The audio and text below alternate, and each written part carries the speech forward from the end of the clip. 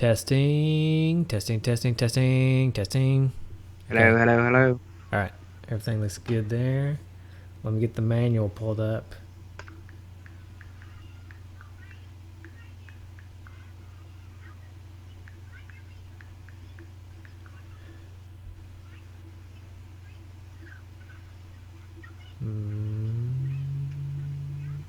Maybe.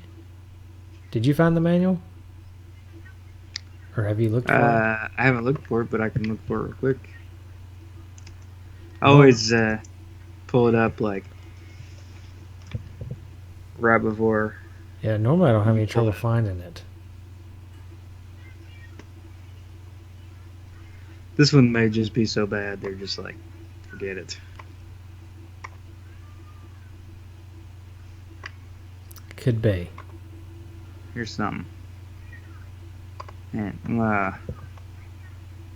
Facebook this over to you. Would that work?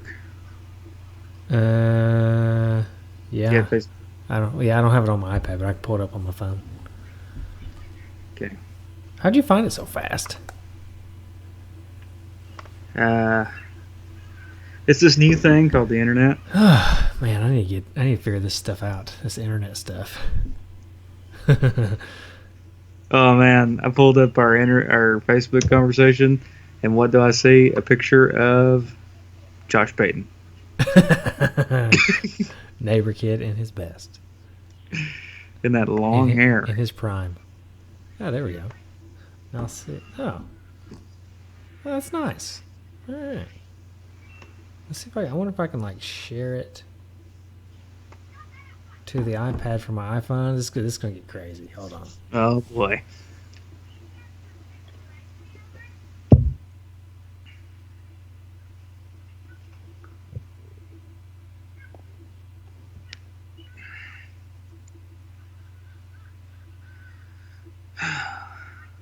Huh. That's weird.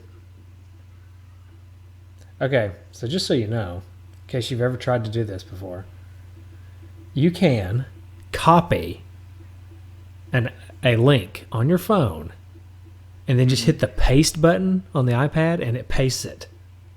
Whoa. That's pretty weird, isn't it? It's wild. All right. I'm good then, I guess. Sweet, let's do it.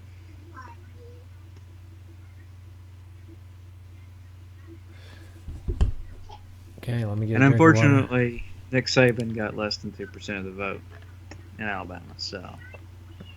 Do what now? Nick Saban got less than 2% of the vote. Oh, for the Alabama. As a write-in candidate. Nice. Who won? Are they tallying still? They're projecting the Democrat to win, Doug Jones. That's probably good. It's probably for the best. Yeah, it's for the best. It's for the best whether you're Both a Democrat sides. or a Republican at this point. Because as a Republican, do you really want that name like muddying up the waters? Yeah. Yeah. What was surprising to me is, like the really bad thing to me was he was like, because of all the sexual, harassment or whatever allegations. You didn't actually hear about the other stuff that he did. That was actually quite crazy. Like, he was calling Indians and Chinese people reds and yellows, or I'm sorry, reds and yellers. That's not racist or anything. Yeah, or pulling a gun out on stage during one of the rallies. I got nothing wrong. There's nothing wrong with that. I got no problems with that. Well, if you're not at the rally. Right? Did you hear about the shooting in Tellico? We'll talk about it on the show. Okay. All right. Let me bring this in.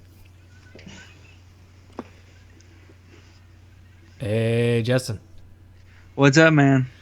Not much. Just preparing to talk about Bill and Ted's excellent video game adventure on the Two Dudes and an S podcast. Oh, boy. Oh, boy. I have a feeling that this is going to be a really good episode. There's lots to talk about. Not so much in relation to the game. Right.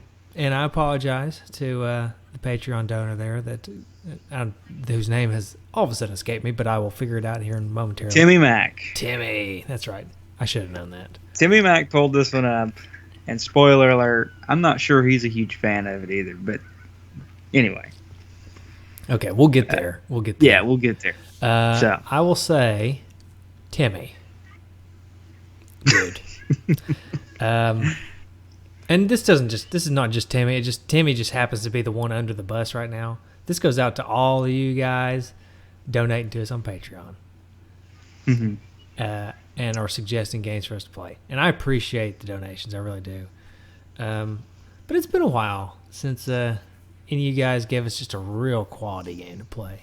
I think the last one may have been Andrew or Dude Drubacco with the Shadow of the Ninja. That was pretty good.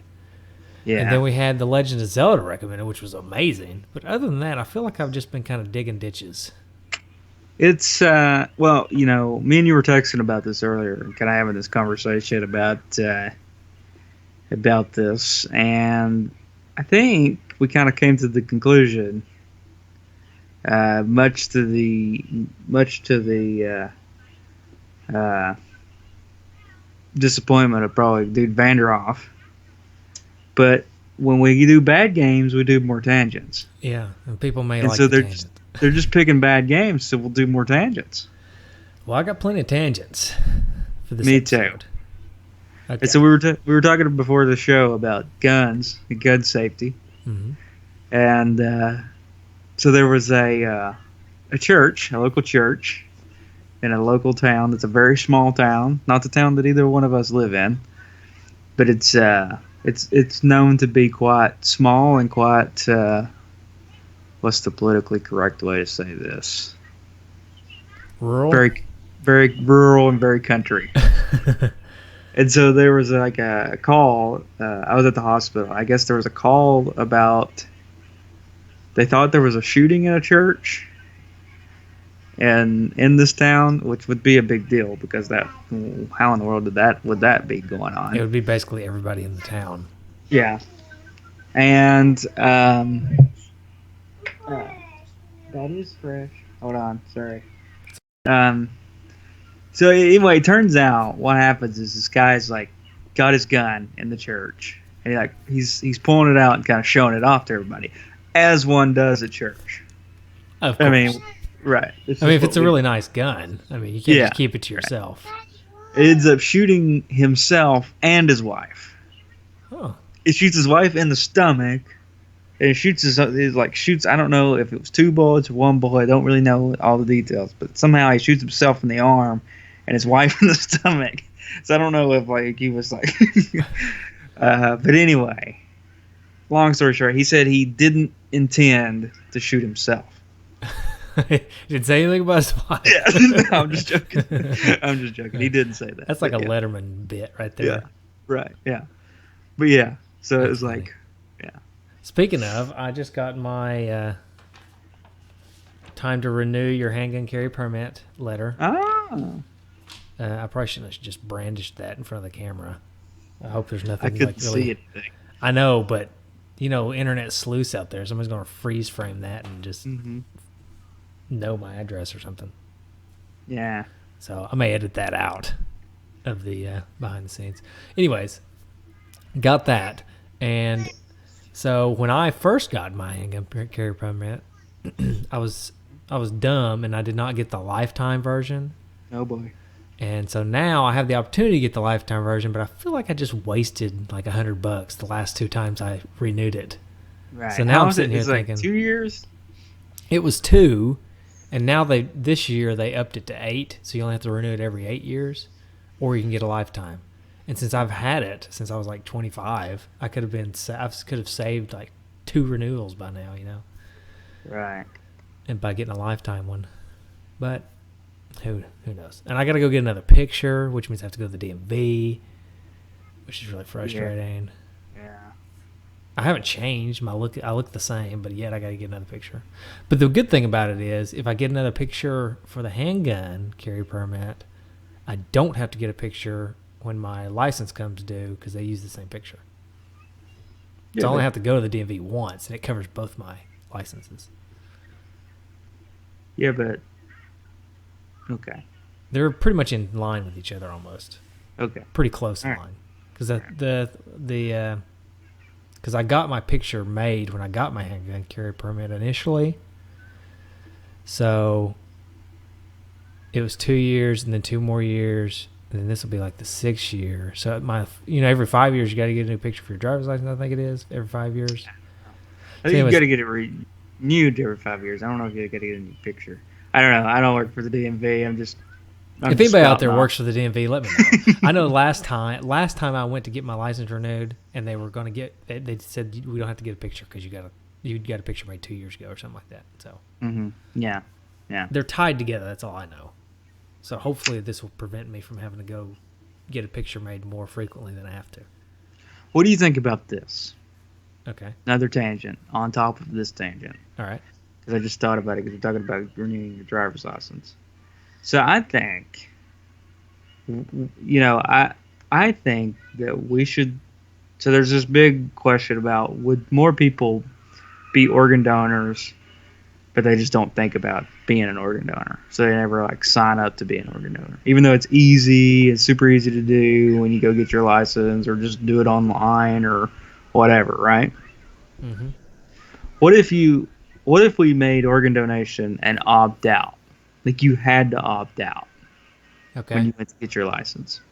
If you didn't opt out, you're donating your organs. So I mean, and we'd be upfront about it. I'm not saying like try to secretly, make people, but like basically, when you're like give them a piece of paper that says you will be an organ donor unless you choose to not be.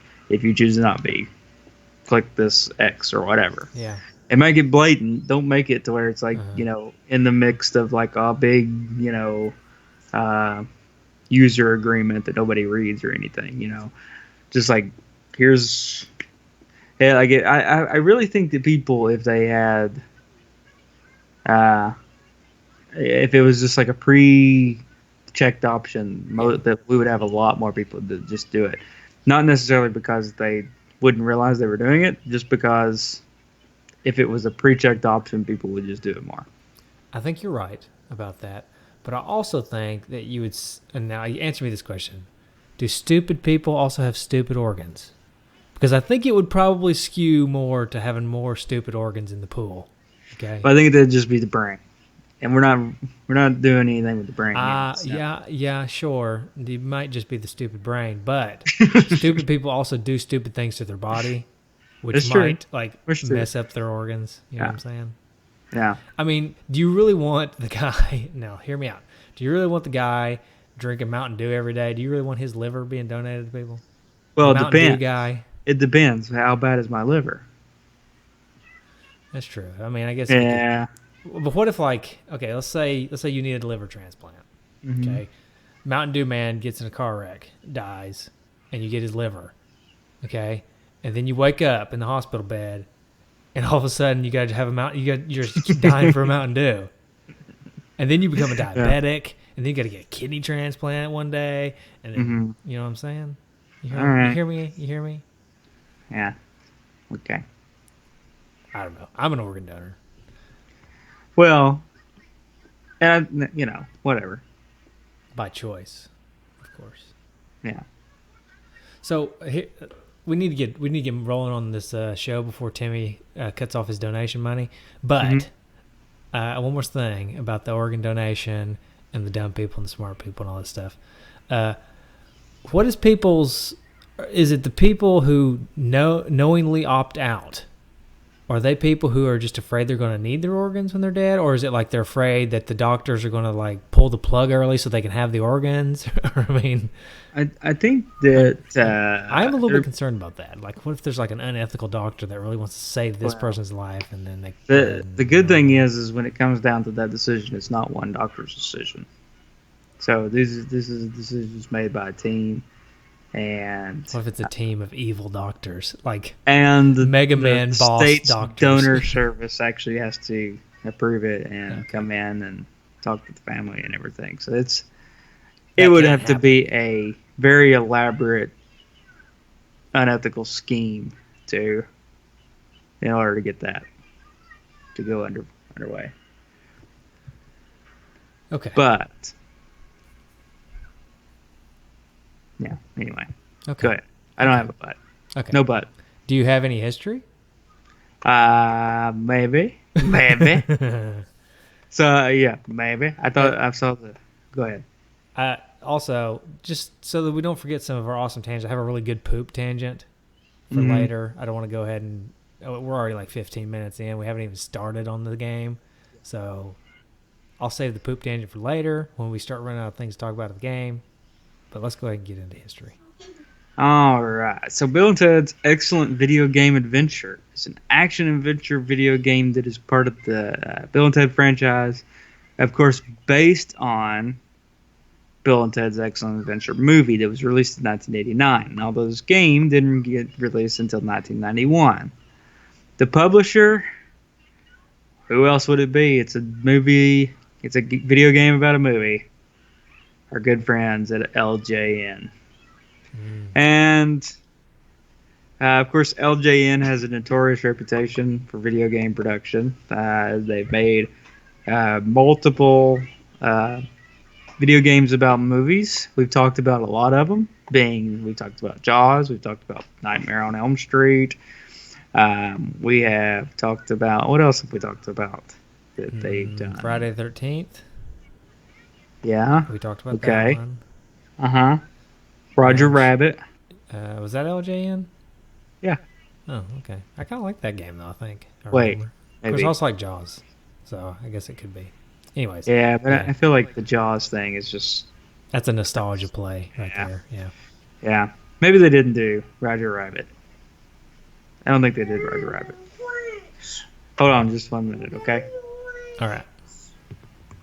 I don't... Yeah, they did do Who Framed Roger Rabbit. Okay. All right. So, there's two that you kind of like, right? Yeah. From LJN. Yeah, I can give them 2 so far. Yeah.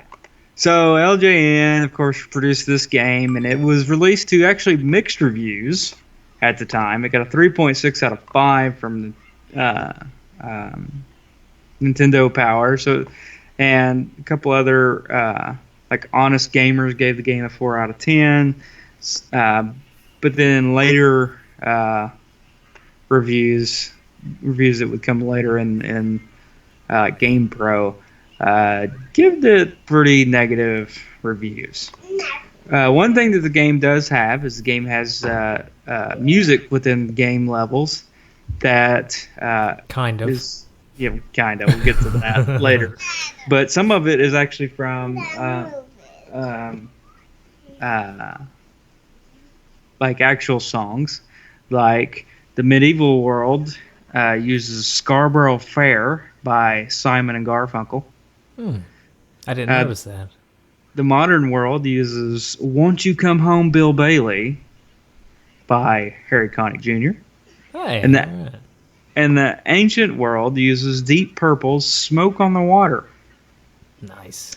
So a little bit of music that was actually based off of real songs.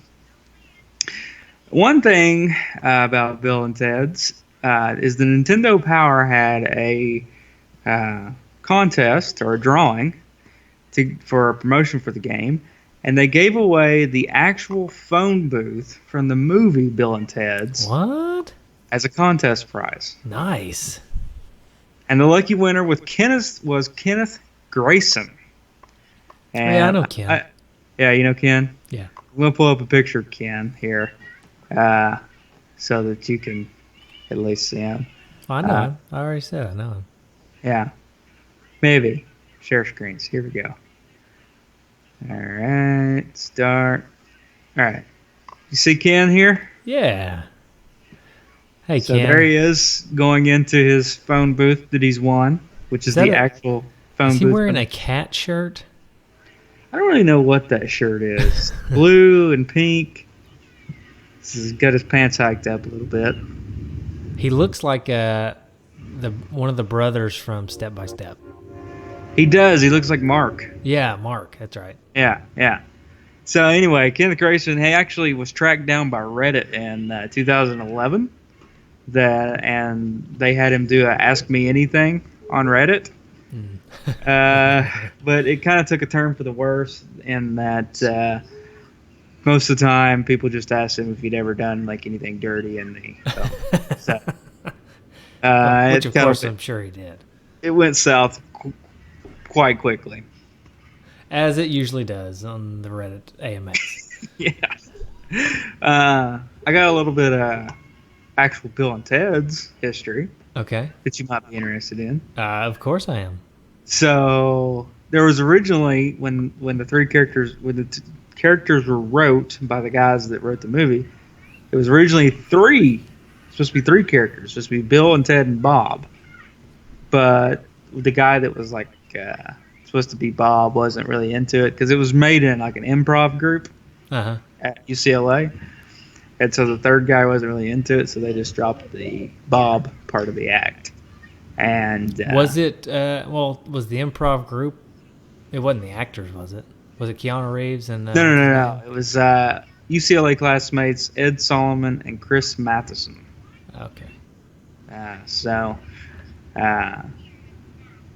Yeah. But Solomon played Ted, Matheson played Bill, and then when they were actually casting the parts, Keanu Reeves wanted to be Bill. He auditioned to be Bill, and the other guy, Alex Winter, wanted to be Ted. But they switched them. They said nope. Yep. Sorry, not gonna happen. And none other than Pauly Shore wanted to be Ted. So That what would've been would? good, Yeah. actually? Although I don't know, Keanu Reeves is pretty iconic. It's pretty good. As Ted. Yeah. Now, if they Yes. wanted to bring Bob back in the picture and have Pauly Shore there as Bob, Yeah, there I you could go for that.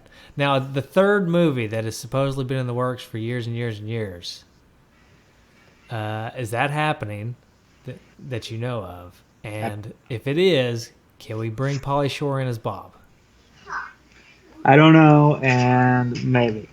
Okay. All right. That's fair. Did you know that the time machine was originally going to be a van? No, but that sounds very fitting. But I bet They- Back to the Future screwed that up, didn't it? That's exactly why they rewrote it, because Warner Brothers thought that it was too close to a rip-off to Back to the Future. I could see that. And the script was written in 4 days. Solomon and Matheson wrote the script in 4 days, and they wrote it up by hand. Wow. I was about to say, it sounds like they used a lot of copy and paste from what I remember from the movie. Yeah. Just a lot of excellence and dudes and stuff. Mhm. But if they wrote it by hand, then guess maybe not. Yeah. So anyway, that's about all the history I got. Hey, you got any big long story about how you went and found it? Now, let me open this package here real quick. The package that the game's in. Yeah, it's in a package. You hear me open it? So that sound is my 2-year-old daughter Ella, who is it is 11, almost 11:10 here as we record this, and she's still going strong. So can't get her to go to sleep. It's all that Monster you put in her bottle. It's That true. Monster energy drink. You should Right. probably, Mountain Dew. stop that about. aforementioned Mountain Dew. You should stop the Mountain Dew in the bottle at around 2:00 in the afternoon. Yeah. You know what I mean? Mhm. Otherwise, they're up all night. Right. Uh, Anyway, did you find this game? Did you go on a big quest, an excellent adventure to find I this? went on a most excellent adventure to find this game. And by that, I mean I got it from Pick a Flick back in the day. Woo! Yeah. I remember I rented it from Pick a Flick a few times as a kid and honestly didn't really like it. And then I don't know why, but when Pick a Flick started selling off their NES games, I guess I thought I'd give it another shot. So Mhm. I bought it. It's one of those things, and I'm sure people out there, and you maybe can have this same sensation, but you don't really like something, but you're familiar with it, so you buy it. Right. And that seems like a dumb thing to do, which it kind of is. I don't know, I wish I hadn't have done it somewhat. Throughout the years, I've had my regrets, but, it was familiar to me. I had played it. It was on sale, so there you go. I Yeah. bought it from Pick-a-Flick. Just had to have it. Just had to have it. I don't know why. I just did. Yeah. Wow. Well, did you like the movies? Were you a big I Bill and was a Ted fan? huge fan of the movies, especially the second one, The Bogus Journey. Oh, really? Yes, because the scene. This now you may be a bigger fan of the first one. I don't know, or neither of them. I don't know how you feel about them, but for me, the scene when they die in the second movie, and they go down to, and death is there, and they play him in like board games to get out of hell. That is just like, that still to me is one of the funniest concepts and like just scenes in any movie that I've seen. I just think it's hilarious, and the guy that plays Death and just the way Death acts it just cracks me up. Yeah. I still watch that part. The movies as a whole, they don't hold up too well for me. But just that one part when they go down to hell and face death, it's crazy. I love it.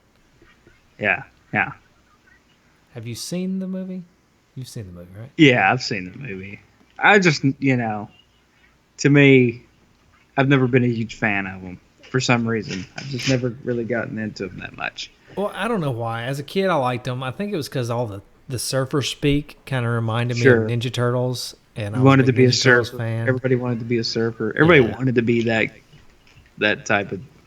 Which dude. I don't know why. Sulfur. Whew, sulfur, stinky. No. Yeah. Surfer. I cannot. I get, talk. surfer. Yeah. Surfer. Surfer culture. Surfer culture. That's it. I'm editing this entire episode out. We're starting over. No, I'm just kidding. Mm-hmm. The culture around surfing is dumb, is what I'm trying to get at. Yeah. Dumb guys. Yeah. Right? But dumb, even if they're not dumb, they make themselves sound dumb on purpose.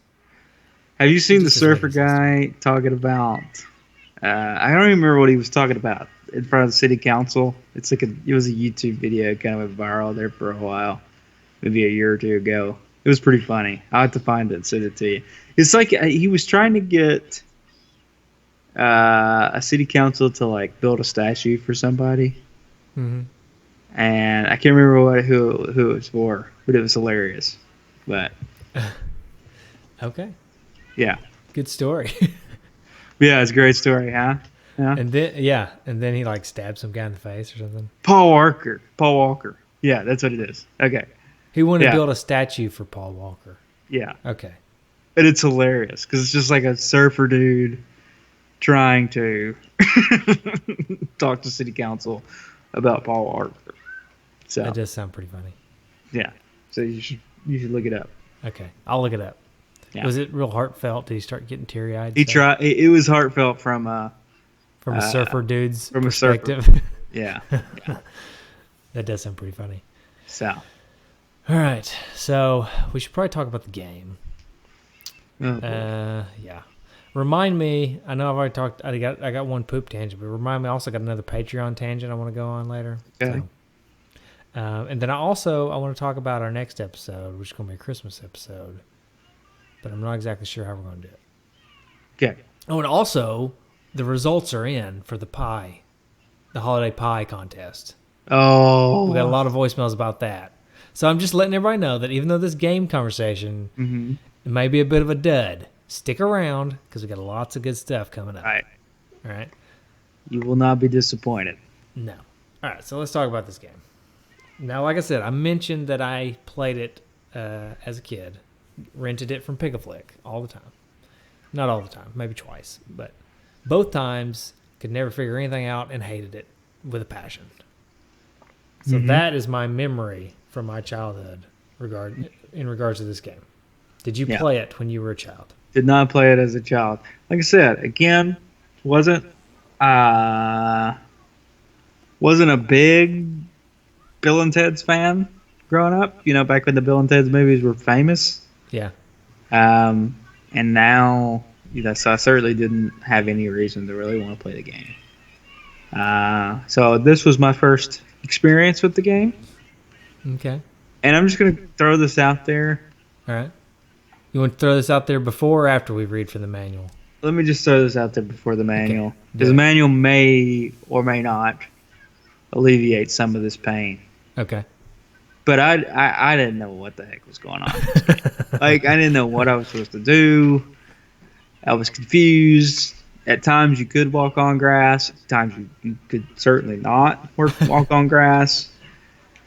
I didn't know what was going on.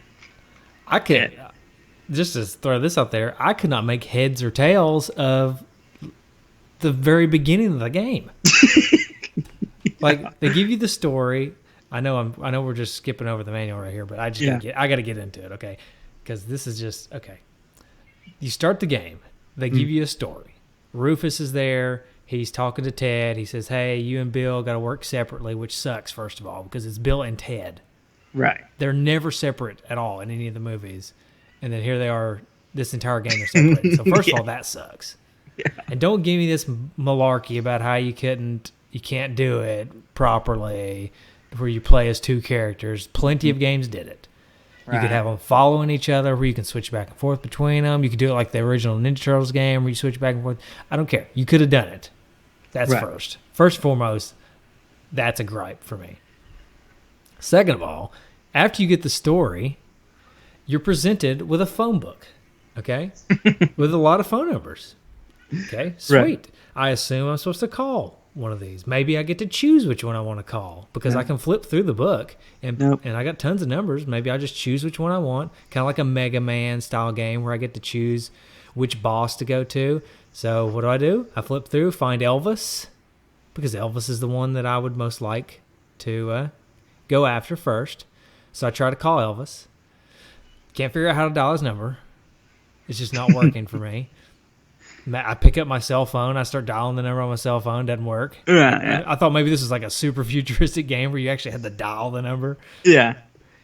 Maybe I pulled the house phone out, dialed it on the rotary dial at the house. You know? Mm-hmm. Could not figure it out. Until finally there's the one that you flip to, and it's like blinking red. As in, this is the guy you have to go to first. Okay? Yeah. So finally I think, okay, yeah, cool. I'm finally figuring this out. You have to actually dial the number. Which it makes an entire mini game out of, which is a horrible mini game. It's the worst. Okay, first of all, you dial the number, which, okay, I can get over that. You type the number in using the pad or whatever, the D-pad. And then you go into this screen where you are the phone booth. Sort of. I couldn't really figure out how to control it. You control like a circle on the screen. And you're like trying to bounce it and direct it. I don't know. You tell me. I honestly could not figure it out. What happened? What I did. Here's my approach. My first approach was, I would put the circle where I wanted the phone booth to go. Mm-hmm. Okay, I would put the circle where I want the phone booth to go, and I would hit the button, and the phone booth would go off in a completely different direction. Yeah, it would not go where I wanted it to go. Right. And so finally I figured out,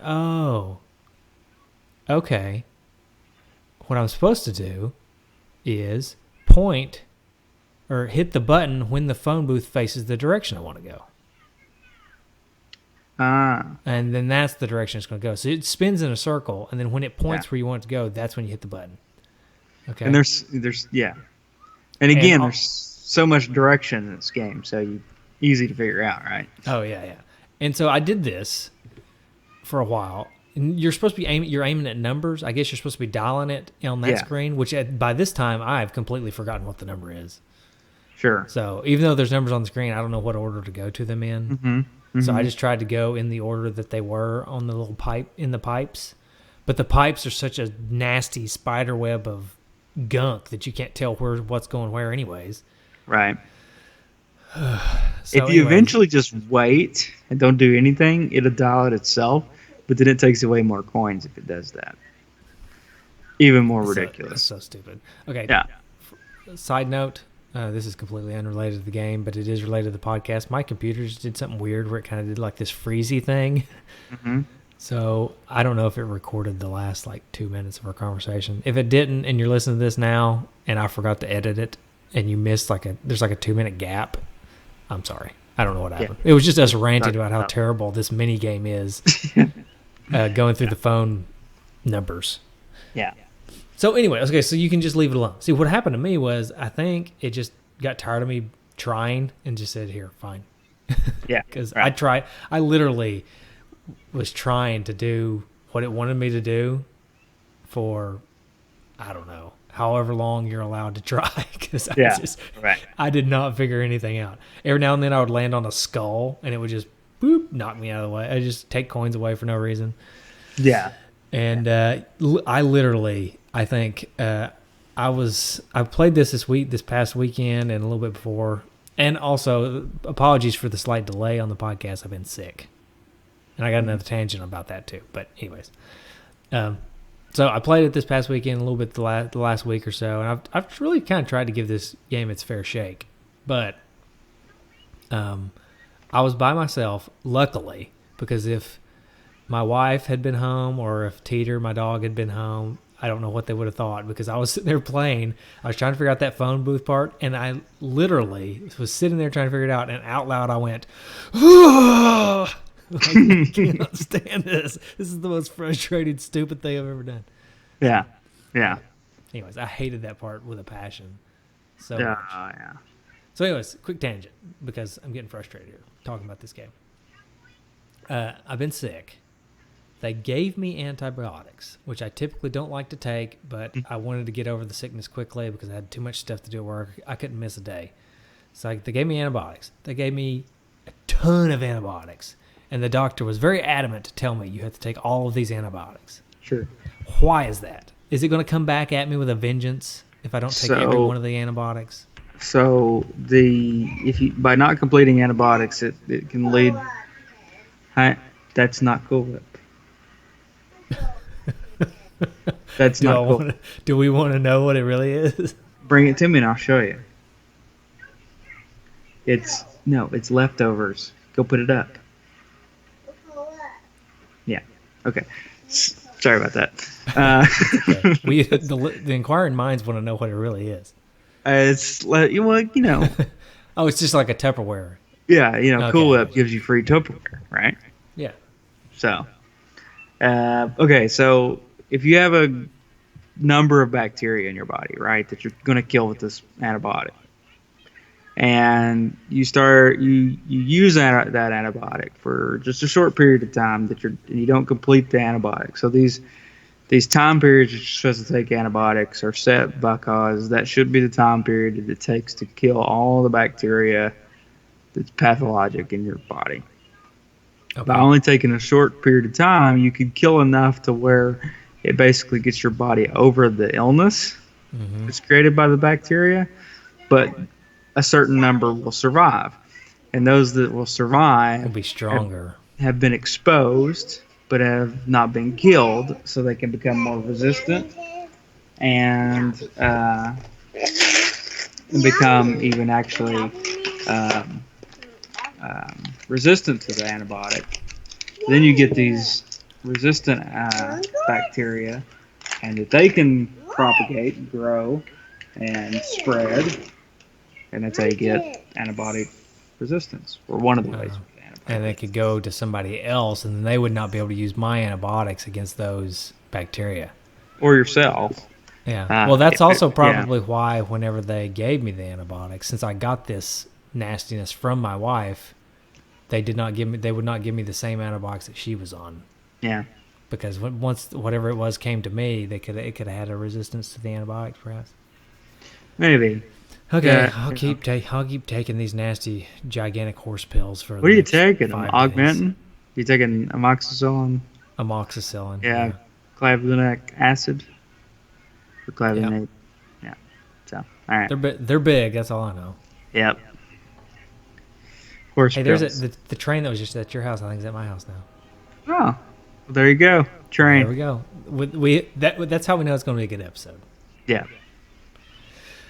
Okay. All right. Back to the game. So we haven't even made it to the main part of the game, which is the part where you actually get to be Bill and or Ted. Right. And you're searching for the historical dude or dudette. Right. And you got to find stuff to give them. Mm-hmm. And you got to bait them. Right. Which sounds ridiculous. But And when you get the historical bait, it's always something kind of odd to give to the person. Yeah, but it matches, like, if you're familiar with the Bill and Ted style, it matches what Bill and Ted would try to use to bait these guys with. You know what I mean? Yeah, but I So don't know. I do appreciate that. Yeah, except I get most of them, like the Caesar dressing for Julius Caesar. Okay, I Yeah. get that. But what about the Elvis just giving him a tombstone? Yeah, that's a little weird. I've got a bunch of trophies for this episode, by the way, retrofitted trophies. Okay. And a lot of them are related to what you give the historical dude to bait them out. Yeah. So, but yeah, most of them pretty much make sense, but a few of them are a little strange. Yeah. And don't make any sense at all. Like, one of the things is the whole point of the game and the Bill and Ted movies is you're trying to prevent, like, the future from changing too much, because Bill and Ted are supposed to be like the saviors of the future. Mm-hmm. So they're always worried about something happening to Bill and Ted in the past that would prevent them from being the saviors of the future. Yeah. And so that's part of the game too, but yet a lot of these items you give them are things that would just completely alter the timeline of events in the world, you know? Right. Like, I think Al Capone, you're supposed to give him like a law book or something so that he doesn't go to jail. Yeah. Which would completely change the course of that timeline, right? And you also give Jesse James and Uzi. Which the most notorious guys in the Wild West. One of the most notorious gunslingers in the Wild West, give him a fully automatic weapon. Yeah. That's smart. Yeah. Yeah. So the game itself is a top-down, kind of Zelda-like game in a way, where you have an attack and a jump. The attack is depending on what kind of weapon you have, which is typically some kind of a thrown weapon, like a grenade. It's almost like a grenade. But it's either pudding or it's a textbook. Like an exploding textbook. Yeah. Like your average textbook. Right. Have you ever thrown a textbook? They just explode. Right. So, it reminds me of Tales from the Far Side, Exploding Kids. Yeah. What is it? Is it Bob's Exploding Kids? It's something like that, yeah.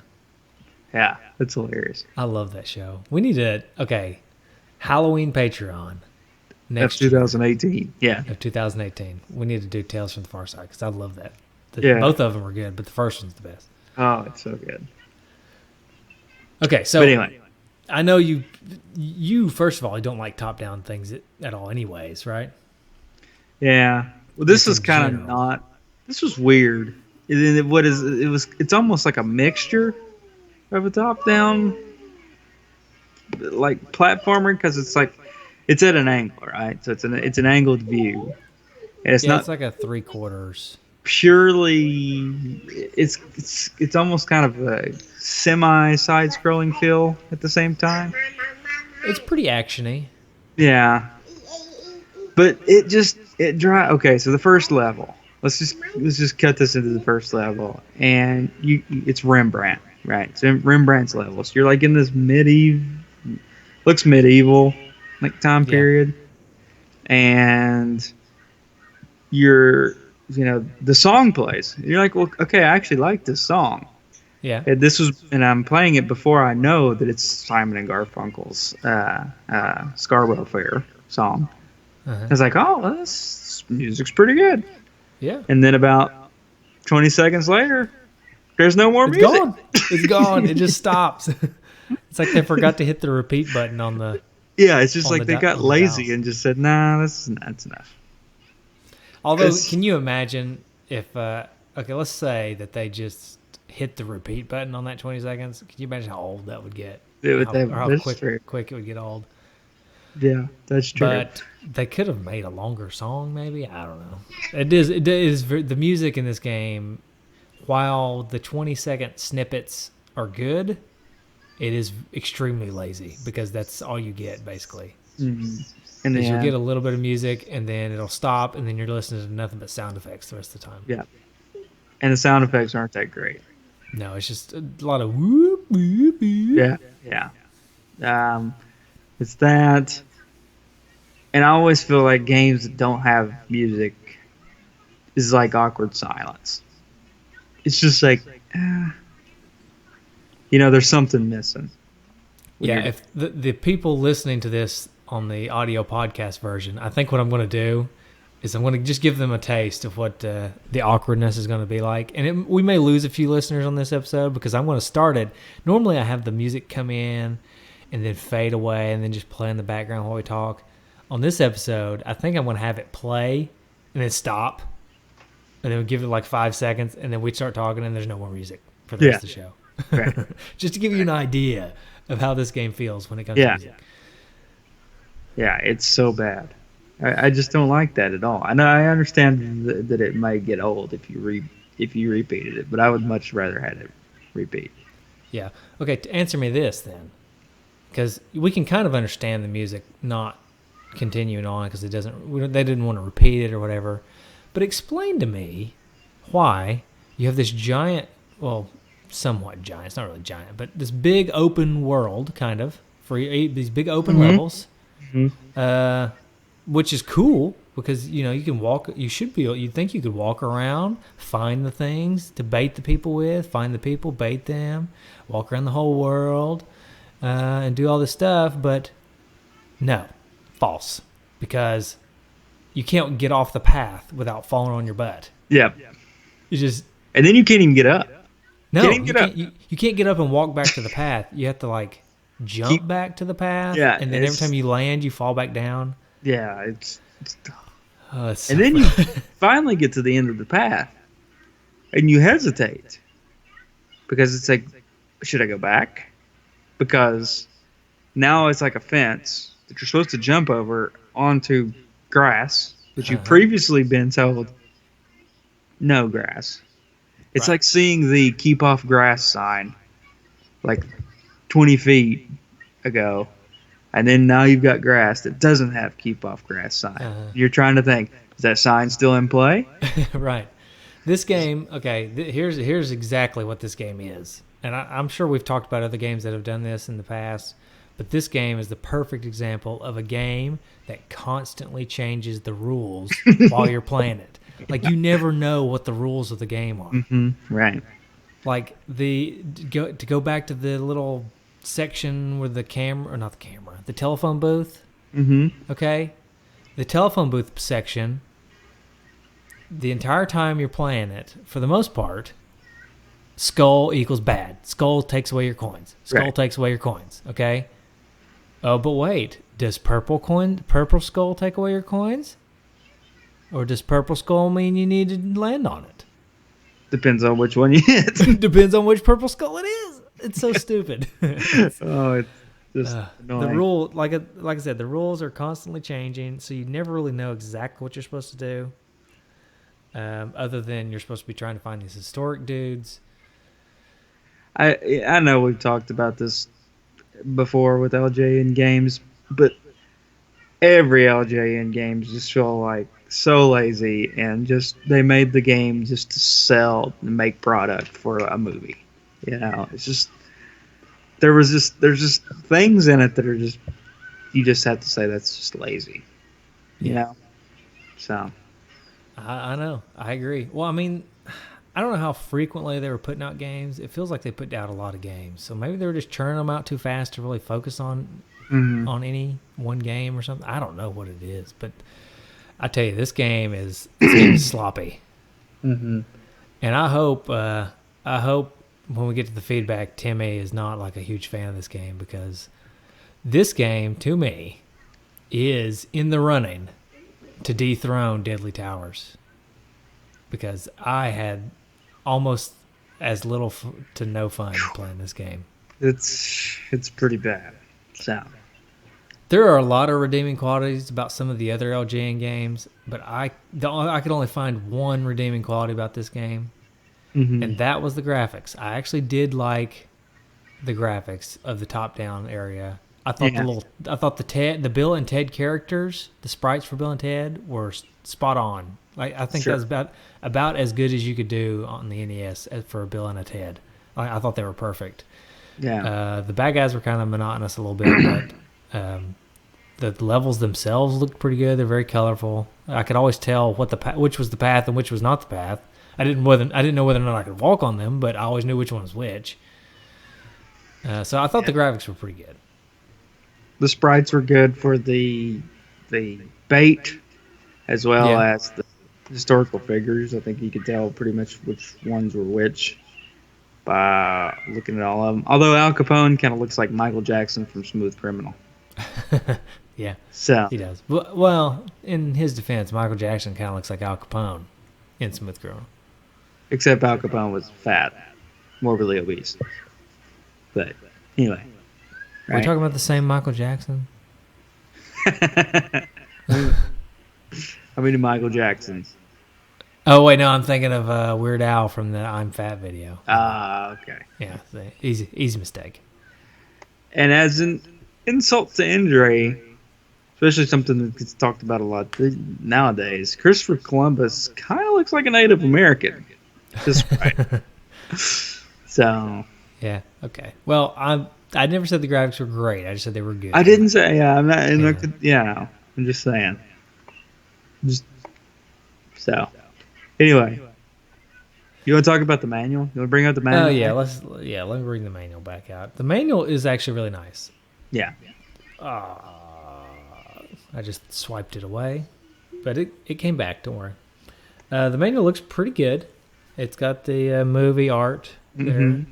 It's got a Butterfinger on the back cover. Right, Butterfinger ad. Mm-hmm. Now this second page, they're already lying. Which page?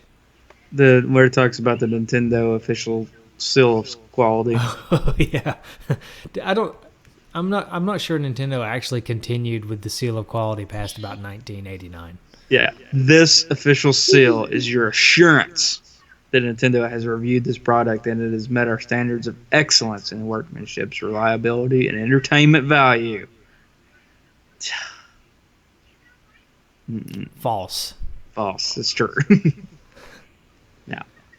All right. So this manual is really dense, like really, really dense. Mhm. But it is actually, in looking at it, I wish I would have read it prior to playing the game because it actually, just looking at it here at a glance, it is really helpful. Mm-hmm. I Yeah. would say, to telling you how to play the game. So might I recommend that if for some reason you're listening to this conversation that we're having, and you're thinking, that game sounds pretty good. I think I want to try it. Might I recommend you go to the manual first before you play it? You laugh. Why? Well, This just seems like an We've- impossibility. we've done nothing but say nothing but bad things about the game, and you're like, "Hey, this sounds pretty good. I think I'm gonna try it out." Somebody out there might be thinking that because we did say that the Bill and Ted sprites were spot on. Yeah, could be game that could be all they need. So I'm not going to spend too much time on the manual other than to say that it is a quality manual. That may be the best part about this game. It's got a good manual. Yeah, good manual. Kind of tells you what you got to know. So Yep. there you go. All right. If you do want to play this game, read the manual. Yes. Agreed. So now comes the segment where we say, is it worth it? How much does it go for? And would you replace anything on your $118 list? I don't care how much it's worth. It's not replacing anything. No, it's not. So if it's a cent and I could just add it to it because I don't have, I've not reached the $118 mark, I'm still not adding it. Not putting it on the list, even if it doesn't even cost you another game. Yeah, I don't have to remove anything. I can't. I'm just looking at it, just kind of all I'm finding is factory sealed versions. Well, everybody who has it used is always playing it. They don't ever want to sell it. Maybe. Here we Look go. at, go Here to we price go. charting. Here we go. That'd Here we be go. I good. got you. All right, you got me. Let's just say it's about $10. Wow. Yeah, no, that's not worth it. Not worth it. Not replacing anything. No, not worth it, and it's not replacing anything on my list either. Yeah. I don't know. If you're like the biggest Bill and Ted fan ever, and you just got to have all the memorabilia and everything Bill and Ted related, I'd still be hard pressed to get this game. Right. Unless maybe it's signed by Bill and Ted. Like, if Keanu Reeves had this signed and I was a big Bill and Ted fan, then maybe I would get it. Yeah. Still wouldn't pay more than $10 for it, though. They've made an iPhone 10 snap case out of the Bill and Ted's Excellent Video Game Adventure Really? box art. So there you go. Okay, well, the box art is the same as the movie poster, I believe, so maybe it's just... Yeah. It just says video game. Oh, it does, And it's yeah. and it's lazily put in with like what's the thing, the little triangle that you put in if you want to add like a word or something. I don't know what it's called. You know, if you're like reviewing a paper and you want to add something, you know. Oh, yeah. I know what you're talking about. They've just done that and said It's a little hat. video game. Yeah. Yeah. Yeah. That's it. It's the only difference. So Well, I don't know, man. yeah, what are you gonna do, right? I don't know. Well, on that note, do you want to hear my poop story? I do. Okay. So, I was trying to go to the bathroom. Okay, number 2. Mm-hmm. So, let's just say I was at Walmart. Uh-huh. Okay. And there was one stall at Walmart. Mm-hmm. So, I go in. There's somebody in there.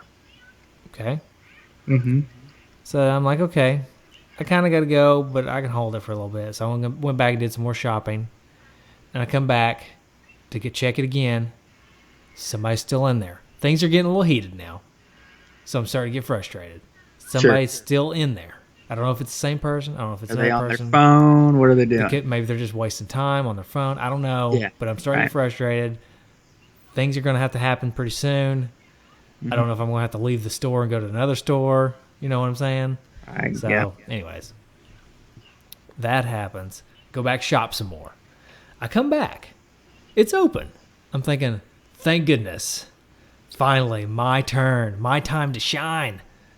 This is my turn. So I go in. Keep in mind, one stall. I can't be the only one experiencing this, you know? Right. There's got to probably be other people that are going in, trying to use the bathroom, and this guy is playing on his phone or something. Right. Okay, so go in. My time to shine. I sit down. Not wasting any time because I'm considerate. You know, I know that it's only one stall, so I'm trying to hurry so nobody else has to experience this. And while I'm in there, it's not been 30 seconds.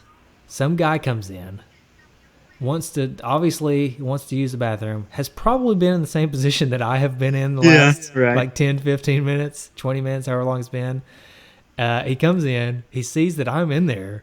Maybe he thinks I'm the other guy. But I can hear him like huffing and puffing and like getting all mad on the outside. Yeah. Like kind of pacing the bathroom a little bit. And then finally he leans down and like looks under the stall to see who I am. I guess. What maniac is this? Who is this crazy person? I know, right?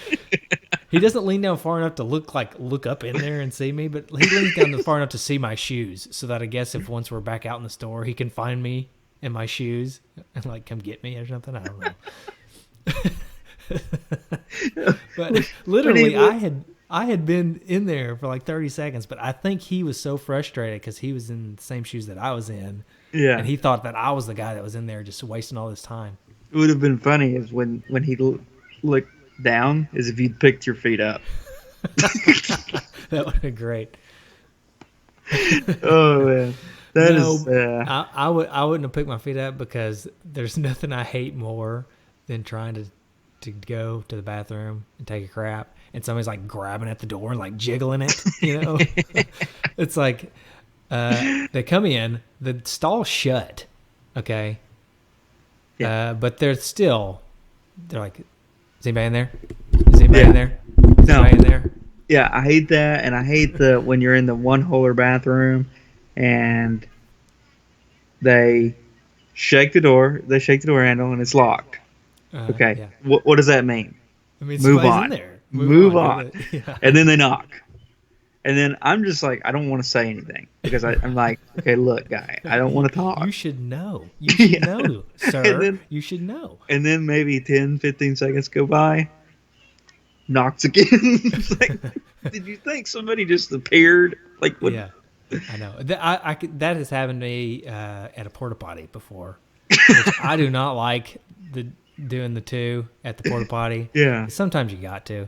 And I can remember the last time that it happened to me, I was in the porta potty. The guy walks up. The porta potty's got the red symbol on it when it's occupied, right? Yeah. You shut the thing and it turns red, like there's somebody in here. So he comes up and he tries to open it. Doesn't work. Okay? That's fine. Then he knocks and gets no response from me because I'm in a porta potty. I don't want to talk to the person on the outside. There's other people out there. It's not just you and me, sir. Okay? And then he says, anybody in there? Where did he think you went? Did he did he think you went through the bottom of it and left? Like, I don't know, but I did my response was the best response ever. I went, no. I slipped out the back door of the porta potty. Like, what did you think happened? Oh man! I climbed out the roof. I swear, some people. Anyways. Amazing. And there's nothing worse. In going back to your original story, there's really nothing worse than having to take a deuce right after somebody finishes. I know. The seat's still warm. It smells just horrible. feels so germy. It smells horrible, and then your smell starts to add to it, and it's just like, this is just awful. And you never know if your spices and that guy's spices are going to blend well together. They're not or if going it's gonna to. be like, no. Yeah. Yeah. Now that we've sufficiently grossed everyone out, how about we move on to retrofitted trophies? All right. I have several. I have one. Okay. I Sure. have 1, 2, 3, 4, 5, 6, 7, 8, 9. I went a little You're just overboard. gonna have to power through them. Okay, I'll power through and then you can finish this off. All right. All right. My first one is salad dressing dude, and that is collect Julius Caesar. My second, a lot of these are only going to they're really going to hit home for the people who are Bill and Ted movie fans. Maybe not so much anything else. Mhm. So if you're not a big Bill and Ted movie fan, I may have to fill you in, Justin. Okay, the second one is chasing Moby Dick, and that is collect George Washington. There you go. Because in the movie, Ted mistakes George Washington for Captain Ahab. Yeah. Or Arab. It's Ahab, right? Ahab. Yeah. Okay. Yeah. The next one I have is called Breaking the News, and that is collect Elvis because you basically tell him when he dies.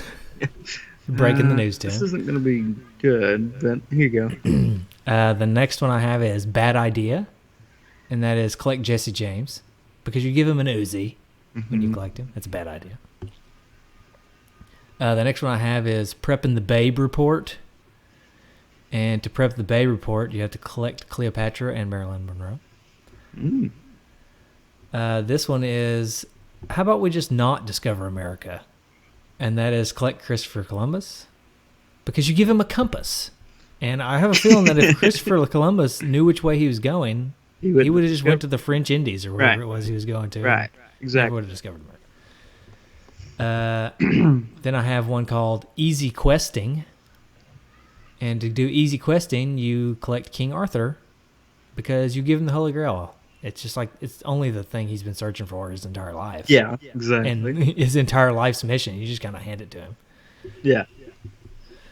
And then my last one is get out of jail free card, and that is collect Al Capone because you give him, basically give him his law book that gets him out of jail free. Or I assume it does. That's it. Well, mine is simply the turd trophy, since we've had so much turd talk tonight. And that is just by playing the game. You win it. Okay. All right. There you go. I did have one more, actually. It's just called Most Excellent, and that's just collecting all 16 historical dudes. I forgot about that one. But I like the turd trophy. Yeah. And the Turd Award goes to Timmy Mack. probably Timmy. Probably Timmy. Yeah. For suggesting this game. Right. Congratulations, Timmy. Wear it with pride. Although Timmy did pull out a meme for us from our last Patreon where we talked about the meme about the fried Cheetos. Yeah. He totally redeemed himself. I forgot about that. The Cheetos meme. So, never mind. Okay. Well, I'll tell you what. You can have the Turd Award and you can have the Tom Arnold Would Be Impressed Award for this episode. There you go. Tom Arnold. He knows about us. He does. We're on his radar. It's only a matter of time before he's on this podcast one way or another. Mm-hmm. It may be a boxing match. It may be maybe a simple conversation. We don't know. Fighting him. Oh, man. All right. So, all right. How do you want to rate this? Man, I really like to rate it as a turd. We've already done that, though. Yeah, we've already done that for Daily Towers. We really wasted that. Yeah. Let's see. We've already done Vomit. What's another? What's another something terrible? You got an email there. Yeah, I know. And it's funny because like about 10 minutes ago, I was like, I'll just go ahead and turn it up, but I don't want to keep it on silent, overnight. So I'll just go ahead and turn it on. Nobody's gonna message me in the last it's 11:30 at night. Nobody's gonna. Oh no, keep getting messages. All right. Let's see. What can we talk about? What can we do? Bad movie. Okay. Although this game is about a movie. It's not a bad movie. Yeah. Okay. Okay. Maybe not. I can try to think of a bad movie. How about food? How about a food, like a bad food? I'm sure we've done good food before. How about like just a bad food? All right. Yeah. Okay. I got mine already, and I got a good story for mine too. All right, go ahead. Okay, mine's goulash. Okay. Okay. It doesn't really it only describes the game in the fact that it's one of my most hated meals at this time in my life. It didn't used to be. Kind of like this game has always been bad to me. But I hate goulash so much. Also hate this game so much. And let me tell you why I hate goulash. I've already told you why I hate the game. Let me now tell you why I hate goulash. So back in the day, my dad, growing up, we would make goulash. No big deal. Make goulash. Okay. We'll make it on a Monday, let's say. Mm-hmm. Okay, so we make it, it's got like macaroni noodles or whatever in it. It's got meat, macaroni. What typically you like? Macaroni, noodles, pasta sauce or something, right? And some meat. Okay, so that's what it is. On Monday, but he makes a giant pot of it. No way we can eat it on Monday. So we'll have leftovers on Tuesday. No big deal. Leftovers on Tuesday. Wednesday rolls around. It's starting to get a little ragged. So we should probably throw it out, right? Right. Not at my dad's house. Instead, let's throw hot dogs in it and pour some more pasta sauce in there. Oh man. Maybe add some tomatoes and green peppers and stuff to it. Just heat it back up, stir it up. There's a Wednesday. Got some more life. It's got some more life. Okay. Yeah, that's Wednesday. Oh, whoa, I'm not done. Thursday, there's still goulash, but now it's like this weird laboratory goulash. Yeah. And it's starting to get a little rank. Mm-hmm. So, it's starting to... It's not very good for goulash on Thursday, but there's still plenty of it. So what are we going to do? Are we going to throw it away? Not in my dad's house. Instead, we're going to put it in a big pot with some beef broth and turn it into soup. Oh, God. That's horrible. So, anyways, needless to say, if I ever had a chance of liking goulash, my dad squashed that. It was over. Ago. Yeah. So that's kind of how I would describe this game. Your love affair with goulash was over. So here's how I'll describe this game with a story about... So I really like chicken casserole, right? Big chicken casserole fan. Oh, and who isn't? Right. Right. So, and there was one day in high school where we came down to the cafeteria, and the product looked like chicken casserole. I was like, oh, I'll eat some chicken casserole. I got that. Looks good, right? Oh Like yeah. this game looks pretty good graphically, right? Looks pretty Yeah, good. looks good. Okay. So, get it, buy it, come over, sit down, get my big, first big fork full, put it in my mouth. It's It's goulash. tuna casserole! Tuna. Oh, no, not tuna casserole. Yeah. And so, there you go. It looked good, looked like chicken casserole, but first bite, it was Turns out. tuna casserole. Now, I like tuna. I do not like tuna I casserole. love tuna. Do not put tuna casserole on my face. No. Especially not when it looks like chicken casserole. Yeah, and that's one of the things. Me and my wife talk about this a lot. Like, there's nothing worse than like picking up the wrong drink. Not just, I'm not a germaphobe. I don't care about the germs. But if I'm expecting like to drink a sip of water, and I get tea, or if I'm expecting Coke and I get tea or water, it's like Or backer spit, maybe? any surprise. It's just awful.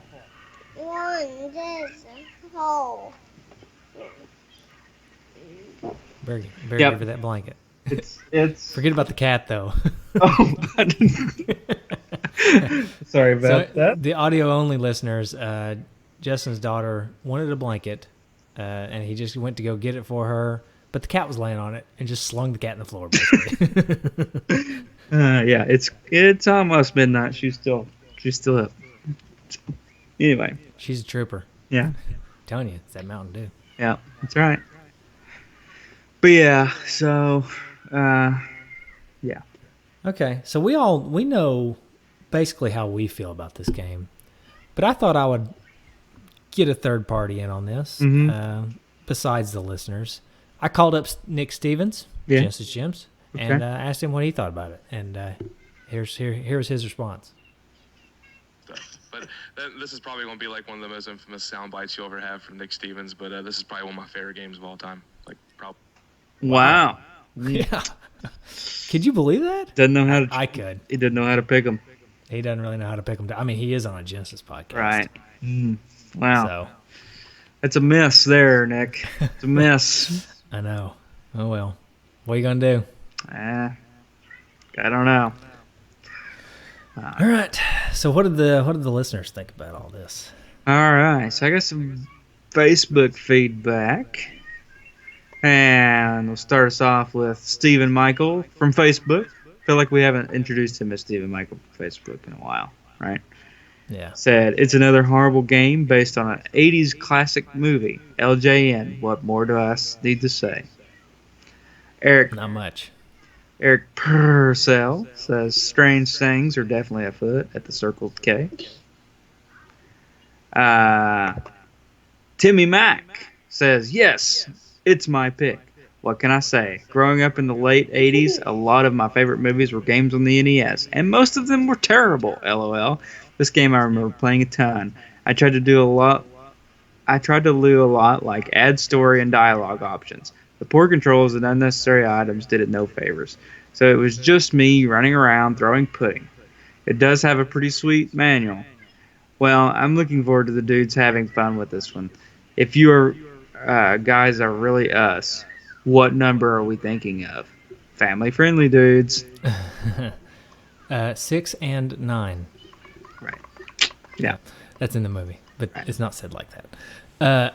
He did bring up another point that we forgot to mention in the game. There is dialogue tree kind of things when you talk to people sometimes where you actually have to pick what you want to say. The only kicker there is the controls don't make any sense. You push one of the A or the B button to cycle through, and then you push the other one to select the phrase you want to say instead of the D-pad to cycle through. And so I screwed that up almost every time I did it. So it didn't really matter to me. Let's see. So Cecil Dredge says, I never had or played this title growing up, but I enjoyed the movies. I do own this cart now, and I guess it's time to give her a whirl. I'm interested to hear what the dudes take on it. Thumbs up. And then he comes back and says, another question for the dudes or D-batters. Who was your favorite historical figure Bill and Ted interacted with? Mine was Genghis Khan. George Carlin as Rufus was cool too. You see, mean in the movies or in this game? In the guess the movies, movies. I like Socrates, as they call him. Yeah, he's pretty good. So great. Yeah. He's a pretty wise guy. Yeah. Yeah. I like how they had to when they had to talk to him all philosophy-fied, and they used music quotes basically Yeah. to talk to him. Yeah. Oh, that's funny. All right, Paul Bisciglia says, remember it may be a horrible game, but not all the hate should go to LJN. They simply published it. Give the hate to Rocket Science Productions. You know what other classic they produced? The Mutant Virus. Want one more? I can't. They never developed another NES game after that. It was for the best. Which is true. I gave a lot of flack to LJN. But here's something that I didn't quite. Yeah, Rocket Science didn't really ever make a lot of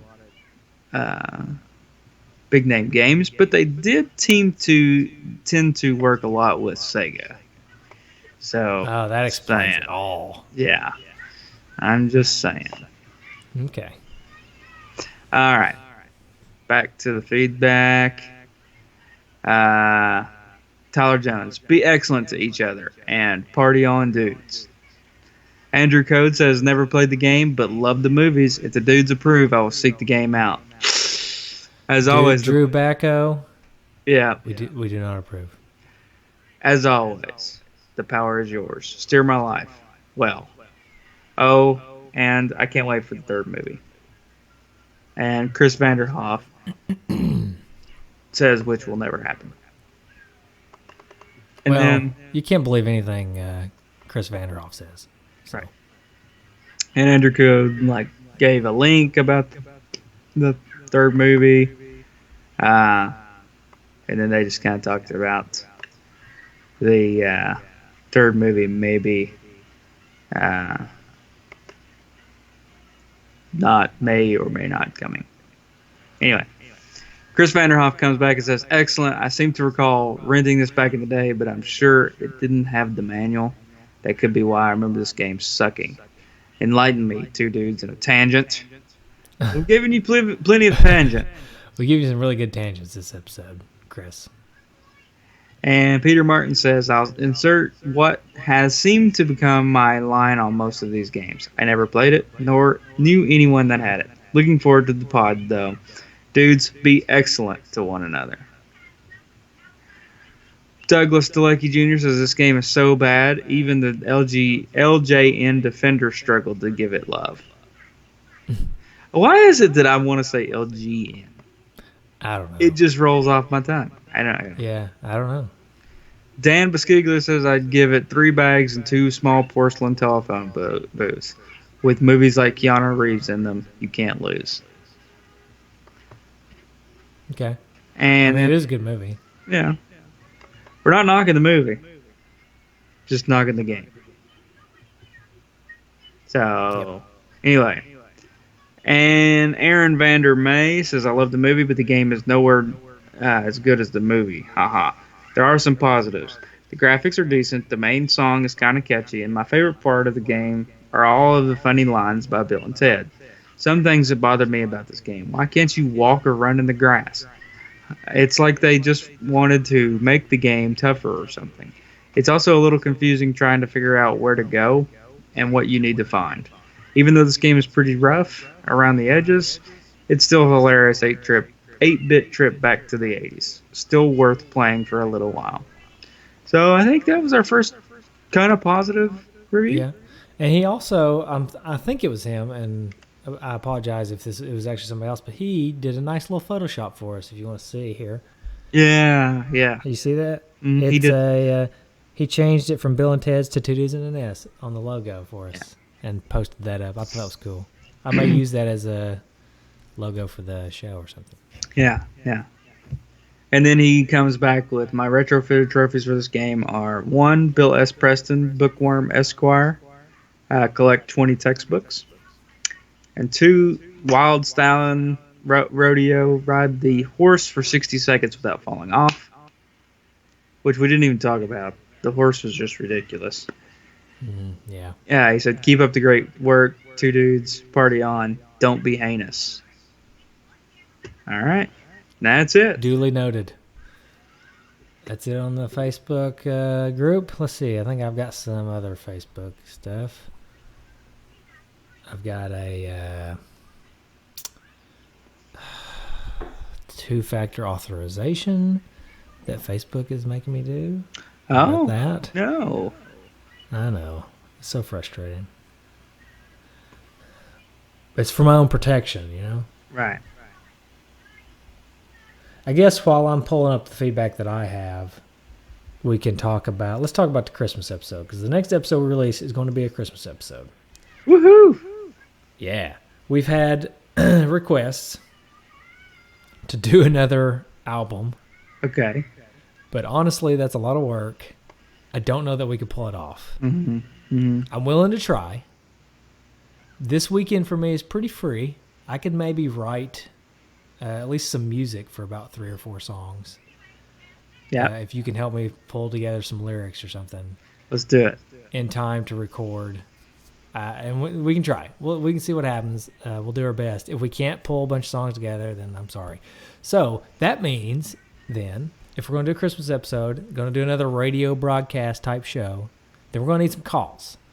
Mm-hmm. My suggestion is, last time we had people call in with Christmas memories, right? Right. This time, I think we should have people call in with their Christmas wish list. Ooh. Whether their wish list be an actual tangible item that they would like to have. Obviously, we probably won't be able to give them these things, but we'll pass it on to Santa so that he can get them. Like an NES game that they don't have in their collection that they always wanted, or maybe a topic that they would love for us to cover on the show is on their wish list. You know, something like that. You know, world peace. I'll accept world peace, although that. Good luck to you. I don't even think Santa can pull that one off. No. But anyways, what do you think? I like it. Pretty good topic. Okay, I'll post about it on Facebook, maybe tomorrow, asking for that. And people listening to this show, be sure to call in. Now, I guess would be a good time to give out our number, but I'm not prepared to do so, so I won't. It's 775-7-RETRO-1, which I'm not sure what that is off the top of my head. Yeah. 775 I don't know. 7 Retro 1. I think I'd know this by now, but I don't. Yeah. But anyway. So we'll have people call in for that. We may also allow them to post and do so we can read them off. Mm-hmm. But I guess if we can pull it off, let's try. Mm-hmm. Let's try to do about 3 or 4 songs like we did last time. And unfortunately, we don't have Matthew to help us out this year because he lives in a different state now. Yeah. But we'll try to do it. Me and you, we'll try to pull it off. We'll do another radio broadcast. But it all hinges on if we can get the songs together and if we get enough calls. So you guys got to call with your wish list, your Christmas wish list. 2 or 3 items on your wish list. Wish list about the podcast or wish lists that you actually want in real life. Something you know. Anyways, you get it. Okay? I don't need to keep rambling on and on. All right, back to the feedback. Yeah. Seems like I had something. Go ahead. You got something? I don't have anything. You got some crazy hair. Oh, I do have a story about one of our Christmas stories that we keep talking about. Matthew's boomerang. Yeah. So my mom went on vacation. She brings back a boomerang for my daughters. Okay. We take it outside. We're playing with it. We maybe get 10 good throws on it. I'm getting pretty confident with it, and I throw it really hard and put it on the roof. Nice. And there it remains. So. Do you need a ladder? Yeah. So I just haven't gone and got my dad's ladder and Gotcha. put it up there yet. So Okay. Anyway. Well, maybe one day. yeah, maybe one day we'll get it. We'll eventually do it. I swear, us non-Australians are just not meant to be throwing boomerangs. It's true. Dude Gale I need to know how to throw a boomerang. Yeah, we really Okay. do. Let us know. We need some help up in here. Excuse me. All right, let's go back to feedback here. On the Facebook Honorary Dudes group, Jesse Clever Vidal, or the Great Dude, says awesome. Dude Aaron Hickman says great movie, shameful game. Dude Andy Lewis says LJN, let's just not. I like that. And then Dude Gabe Van Gilder says excellent. All right, Facebook page. Remember all those times I said we should really consolidate Right. all of our different feedback things? Still haven't done that. All right. Anthony Pig says, I got this game several years ago in a box with other NES games. While it may not be the worst game I've played, I did have fun playing it. I don't remember too much about the movie, but I don't remember everyone in the time period scrambling for chocolate pudding. Tommy McKeenan says, I can't say anything about the game, but the movie Bill and Ted's Bogus Journey gave me some weird dreams as a kid. Loved it, though. Also, the first one when I got the chance to see it later on. Cameron Bruce Child says, the OST will make you poop your pants. Okay. Okay. And Stacy Sears says, most excellent. Nice. All right. Twitter. Got a little bit of feedback on Twitter. Mostly about the movie. But Paul and Andy at Power Trip Gaming, our good friends over there on the YouTubes, Yeah. say, Bill and Ted's Bogus Journey was one of my favorite movies growing up. It made me want to face off against death, even if he wanted best 3 out of 5. Never played the game, though, and not looking forward to it. Well, Paul and Andy, I think I know what game you guys should probably try next. Uh-huh.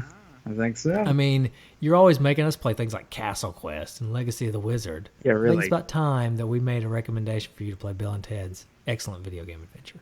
Yep. And then Baz says, love that second film. I think my favorite line, though, will always crack me up. It's when Evil Ted looks at the pics of princesses and says, oh, can't say that.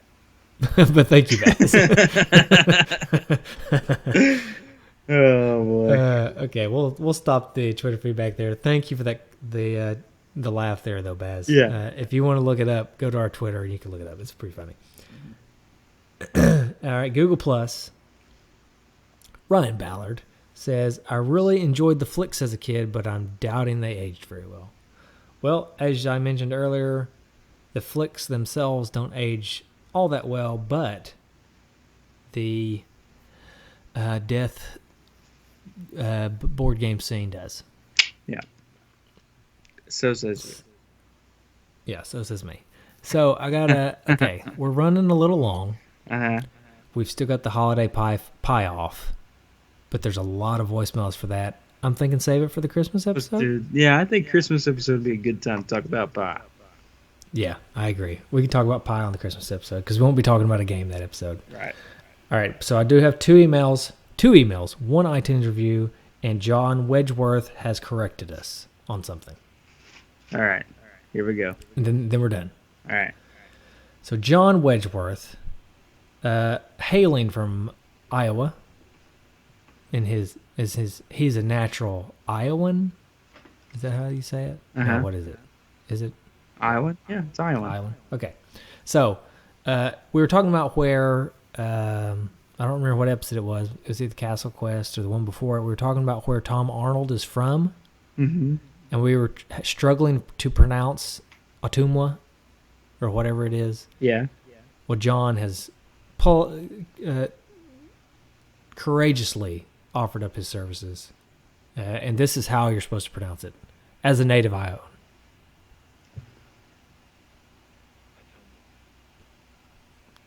Okay, maybe I should turn my volume up here. Atomwa. Did you hear that? I got it. Atomwa. Atomwa. Atomwa. All right. Yeah. So now Tom Arnold might actually come on the show. Now that we know how to pronounce his home. Okay, email number 1. This email comes from... I'm not sure. I forgot. or I didn't clip it right. So, but thank you. I'll try to remember. Maybe next episode, probably not, but you'll know who you are. It says, hey, first time reaching out to you all. I just started listening to the podcast about 6 months ago, and I have really enjoyed the show. Just finished episode 118 today and liked the idea of picking a list of games under $118, which I've included below. Huge Zelda 2 fan and by far my favorite game on the NES. Keep up the great work. You dudes rock. So his list, for anybody who's curious, is Zelda 2, Castlevania 3, Contra, Metroid, Faxanadu, Golgo 13, TMNT, Super Mario Bros. 2, which I think pretty darn good list. Yeah, it is. So yeah, thank you, dude, or whoever you are. I guess you're probably not a dude yet. Probably not a dude yet because it's only 6 months ago. You've only been listening for 6 months. It's hard to get dudeship that quickly. That's real personal. Thank you, whoever you are. Okay, I gotta look it up. Because I feel bad. I screen capped it instead of actually pulling up the actual email. That was a mistake. I like it though. And I don't think I'm entirely over my sickness because I don't know if you've noticed, but throughout this episode, my voice has just kind of started fading away. So I hope everybody can accept my apology for my loss of voice. They won't. No, they never do. All right. I'm going to look at... Got it.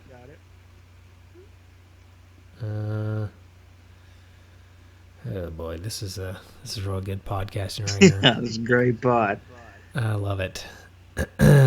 Dennis. That was from you, Dennis. I'm sorry. I didn't remember that. Thank you, Dennis. And then Chris. I don't know which Chris this is, or if this is a new Chris, old Chris, but his email says, they're not spikes, dudes. It's 2D. They are razor blades. And that's in reference to Castle Quest, because you can't run into the sides of them, you know? Yeah. So thanks for that correction. And the iTunes review, and then you're going to have to finish this out because my voice is fading. All right. The iTunes review. This is a doozy, because it is not a winner. Okay? Oh, no. This is not one of our best iTunes reviews.